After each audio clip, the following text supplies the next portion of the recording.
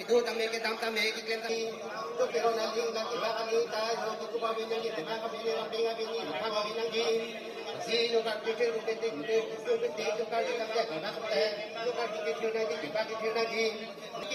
así que dama tú también así que dama tú también así na pe chica que va a ser dama se y familia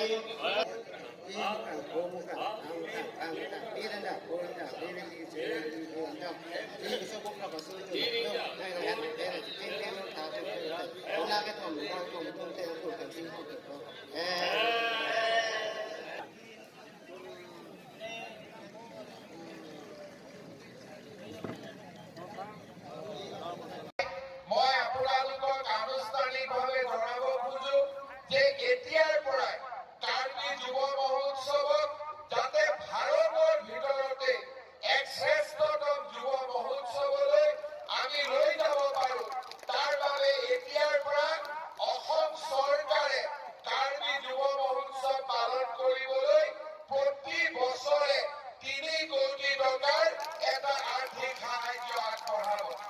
এই 3 কোটি টকা ৰাজ্যৰ সাংস্কৃতিক বিভাগে প্ৰতি বছৰে আমাৰ কাৰ্বি আংলং যুৱ মহোৎসৱৰ বাবে প্ৰদান কৰিব। তাৰ লগতে কাৰ্বি আংলং অট'নমাছ কাউন্সিল আৰু কাৰ্বি আংলঙৰ ৰাইজৰ সহযোগত এই যুৱ মহোৎসৱক আমি ভাৰতৰ ভিতৰতে এটা সৰ্বশ্ৰেষ্ঠ যুৱ মহোৎসৱলৈ ৰূপান্তৰ কৰিম। আজি সোণালী জয়ন্তীৰ দিনা তাৰ বাবে আমি আকৌ এবাৰ সংকল্প গ্ৰহণ কৰিছো। আপোনালোকে এনেদৰে অপেক্ষা কৰিছে সমগ্ৰ হেলিপেডৰ পৰা যুৱ মহোৎসৱৰ ৰাস্তাটোত দুইবাৰে যুৱক যুৱতীসকলৰ উৎসাহ উদ্দীপনা লোকৰ উপস্থিতি ই প্ৰমাণ কৰে যে আপোনালোকে এই যুৱ মহোৎসৱটো অন্তৰৰ পৰাই গ্ৰহণ কৰে, অন্তৰৰ পৰা মৰম কৰে আৰু ভাৰতৰ লোকৰ মাজত পাবলৈ উদ্গ্ৰীৱ হৈ আছিল।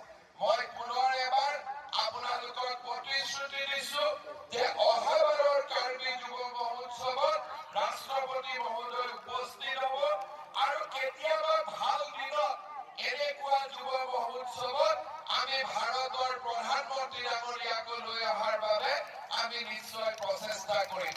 পুনৰ এবাৰ এই কাৰ্বি ইউথ ফেষ্টিভেলৰ লগত জড়িত আটাইকে আমাৰ যিসকল আমাৰ মাজৰ পৰা আঁতৰি গ'ল আৰু যিসকল আমাৰ মাজত আছে আটাইকে মই পুনৰ এবাৰ মোৰ শ্ৰদ্ধা জনাই কাৰ্বি আংলঙৰ ৰাইজক মোৰ পুনৰ এবাৰ কাৰ্ডন নমস্কাৰ জনাই মই মোৰ বক্তব্য সামৰণি মাৰিছো। জয় হিন্দ, বন্দে মাতৰম, ধন্যবাদ। নিবলৈ আৰু কাৰ্বি যুৱ মহোৎসৱৰ এই সোণালী জয়ন্তী অনুষ্ঠান উপভোগ কৰিবলৈ উপস্থিত আছিল। কিন্তু কাৰ্বি আংলঙৰ পাহাৰৰ ওপৰত আজি খুব ঠিক ক্লাউড এটা জমা হ'ল। শ্বিলঙৰ পৰা আহিব পাৰে কিন্তু কাৰ্বি আংলঙত অৱতৰণ কৰিব নোৱাৰে। গুৱাহাটীৰ পৰাও ৰাজ্যপাল মহোদয় আহিব নোৱাৰিলে, শ্বিলঙৰ পৰাও ৰাষ্ট্ৰপতি মহোদয়া আহিব নোৱাৰিলে। মই ৰাতিপুৱা 5টা বজাতে গাড়ী দি অহাৰ কাৰণে উপস্থিত হ'ব পাৰিলোঁ। দুখ লাগিলে ইমান ডাঙৰ উৎসৱ এটা অনুষ্ঠিত হৈছিল।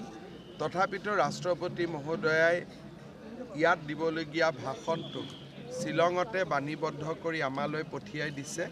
আমি সেইটো সন্ধিয়া ইয়াতে ৰাইজৰ মাজত আমি প্ৰকাশ কৰিম আৰু অহাবাৰ ৰাষ্ট্ৰপতি মহোদয়া যাতে ইয়ালৈ আহে তাৰ বাবে মই যিমান পাৰোঁ প্ৰচেষ্টা কৰিম।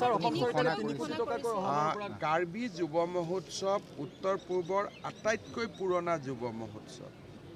ইভেন হৰ্ণবিলতকৈও কাৰ্বি যুৱ মহোৎসৱ আটাইতকৈ পুৰণা।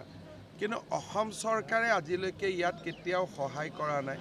কাৰ্বি ৰাইজে নিজাকৈ এই অনুষ্ঠান পাতি আছিলে আৰু অসমত এনেকুৱা যুৱ মহোৎসৱ বা এনেকুৱা ফেষ্টিভেল আমাৰ বেলেগ নাইও।